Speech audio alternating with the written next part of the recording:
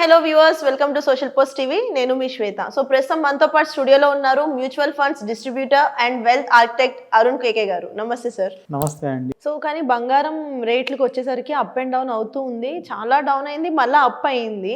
So stocks పరంగా వచ్చేసరికి 2025లో gold rates అనేవి ఎలా ఉండబోతున్నాయి, అంటే ఇన్వెస్టర్స్కి ఎలా ఉంటుంది అది?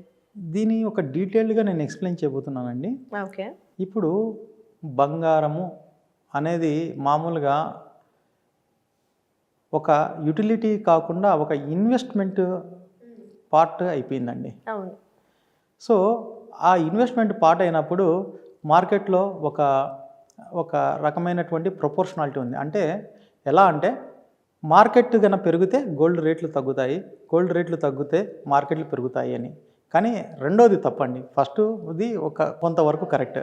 మార్కెట్లు పెరిగినప్పుడు ఏమవుతున్నాయంటే ఇన్వెస్టర్స్ మామూలుగా ఎక్కువ లాభాలు అందించేటువంటి ఈక్విటీని ఎప్పుడు కూడా షార్ట్ టర్మ్లో ఎక్కువ లాభాలు వస్తాయని చెప్పేసి బలమైనటువంటి నమ్మకం ఉండడం వల్ల సో మామూలుగా గోల్డ్ని కూడా ఆ ఇన్వెస్ట్మెంట్స్ని గోల్డ్లో కట్ చేసి దీంట్లో పెట్టడానికి ట్రై చేస్తారు చాలామంది రీటైల్ ఇన్వెస్టర్స్.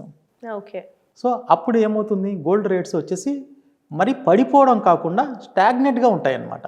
కానీ పండగలు కానీ మంది కన్జ్యూమర్ కంట్రీ, సో గోల్డ్ కూడా మనం ఎక్కువ కన్జ్యూమ్ చేస్తాం. అంటే కన్జ్యూమ్ అంటే మనం ఎక్కువ యూటిలిటీ యూసేజ్ చేస్తాం. కాబట్టి ఆ టైంలో ఏమవుతుందంటే గోల్డ్ మార్కెట్ బాగా పడిపోకుండా ఈ యొక్క పండగలు కానీ అక్షయ తృతీయ ఇట్లాంటి చాలా మనకు దసరా కానీ దీపావళి కానీ ఇట్లాంటి పండగలన్నీ కూడా ఏం చేస్తాయంటే ఆ రేటును పడిపోకుండా స్టాగ్నెట్గా ఉంచే ప్రయత్నం చేస్తాయి. యాక్చువల్గా ఈ మధ్యకాలంలో నేను నా క్లయింట్స్కి అందరికీ ముందుగానే చెప్పానండి, 70,000కి వచ్చిన తర్వాత 68,000కి వచ్చి రివర్స్, అంటే అక్కడి నుంచి మళ్ళీ 86,000 వరకు మళ్ళీ వెళ్తుందని చెప్పేసి. కానీ ఇక్కడ మీరు ఒకటి గమనించాలి, ఏ రోజు కూడా టెక్నికల్ అనాలిసిస్కి ఫండమెంటల్ అనాలిసిస్కి గోల్డ్ అందడండి. మీకు 68,000కి మనకు వస్తుందని అనుకున్నప్పుడు ఆల్మోస్ట్ 69,800 అంటే 1,800 రూపాయలు ఇంకా ఎక్కువగా ఉండగానే బుల్లిష్ సిగ్నల్ వచ్చేసి మళ్ళీ 72-74కి వెళ్ళిపోయిందండి. అవునవును. సో ఈ రకంగా మామూలుగా మార్కెట్లో మనం ఒక అంచనాకు వచ్చినా కూడా సరే గోల్డ్ యొక్క పరిస్థితి ఎట్లా ఉంటుందంటే యుద్ధ వాతావరణప్పుడు కానీ లేదా ఒక కంట్రీ వచ్చేసి తను మామూలుగా అప్పుల పాలు అయినప్పుడు కూడా గోల్డ్ అనేది రక్షిస్తుంది. కాబట్టి ముందుగానే గోల్డ్ కొనుక్కోవడం అనేది ఎక్కువైపోయింది. మీరు గమనించినట్లయితే ఈ మధ్యకాలంలో 27 టన్నులు ఒకటేసారి కొనుక్కుంది రిజర్వ్ బ్యాంక్ ఆఫ్ ఇండియా. ఏ అవసరం లేకపోయినా కొనుక్కుంది. దీన్ని ఏ రకంగా చూడాలి అంటే కొంత భవిష్యత్తుకు సంబంధించి దీన్ని ఒక పెట్టుబడి విధానంగా గవర్నమెంట్ కూడా పాటిస్తుంది. కాబట్టి ఈ యొక్క స్ట్రాటజీని మనము రివ్యూ చేసుకోవాల్సినటువంటి అవసరం ఉంది. ఓకే. మరి ఈ రకంగా చూసుకున్నట్లయితే 2025లో లాంగ్ టర్మ్ ఇన్వెస్ట్మెంట్కి టాప్ 5 స్టాక్స్ ఏది బెటర్ అంటారు? ఈ రకంగా చూసుకున్నప్పుడు అంటే ఎప్పుడు కూడా నిఫ్టీ 50లో ఒక 2 స్టాక్స్, ఎమర్జింగ్ మార్కెట్లో ఒక 2 స్టాక్స్, అంటే మిడ్ క్యాప్ స్టాక్స్లో కానీ స్మాల్ క్యాప్ స్టాక్స్లో కానీ ఒక 2 స్టాక్స్, ప్లస్ మల్టీ బ్యాగర్ అనిపించేటువంటి స్టాక్స్లో ఒక స్టాక్ని మనము తీసుకున్నప్పుడు చాలా బ్యాలెన్స్డ్గా మనకు ఉంటుంది.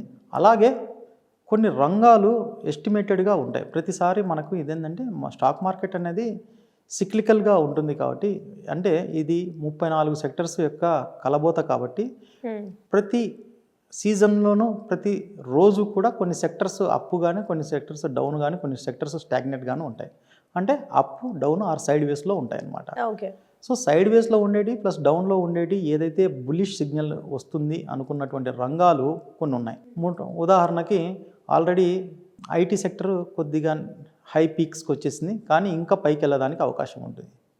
అలాగే ఫార్మా సెక్టర్ బుల్లిష్ సిగ్నల్ ఇస్తుంది, కన్జ్యూమర్ సెక్టర్ బుల్లిష్ సిగ్నల్ ఇస్తూ ఉంది. అలాగే మామూలుగా ఈవీ కంటే కూడా non conventional energy sources sector ఈ బుల్లిష్ సిగ్నల్స్ ఇస్తున్నాయి. సో ఈ సెక్టర్స్కు సంబంధించినటువంటి టాప్ 10 స్టాక్స్లో మీరు ఖచ్చితంగా ఒక్కొక్కటి సెలెక్ట్ చేసుకున్నా కూడా మనకు మ్యాక్సిమం ప్రాఫిట్స్ సంపాదించడానికి అవకాశం ఉంటుంది. ఓకే. సో అంటే చూసుకుని దేంట్లో పెడితే మనం బెటర్ అనేది ఒకసారి ఆలోచించి అడ్వైజర్ దగ్గర అడ్వైస్ తీసుకుని పెట్టుకుంటే మంచిదండి. చాలా మంచి టైం అండి ఇది, చాలా మంచి. ఇప్పుడు ఎందుకంటే స్టాగ్నెట్గా ఉంది మార్కెట్, కాబట్టి యాక్చువల్గా బుల్లిష్ సిగ్నల్స్ వచ్చే అవకాశాలు ఉన్నాయి. కాబట్టి ఖచ్చితంగా ఈ టైంలో మనము కొంత ఫేజ్ వైజ్ ఇన్వెస్ట్మెంట్ చేసుకుంటా పోవడం అనేది చాలా తెలివైన నిర్ణయం. అలా కాకుండా ఒకటేసారి లంసం పెట్టుకుంటా అనేది మాత్రం కొద్దిగా ఆలోచించుకోవాలి. వాళ్ళ యొక్క రివార్డ్ టు రిస్క్ రేషియో అనేది కొంత జాగ్రత్తగా ఆలోచించుకోవాలి. ఓకే.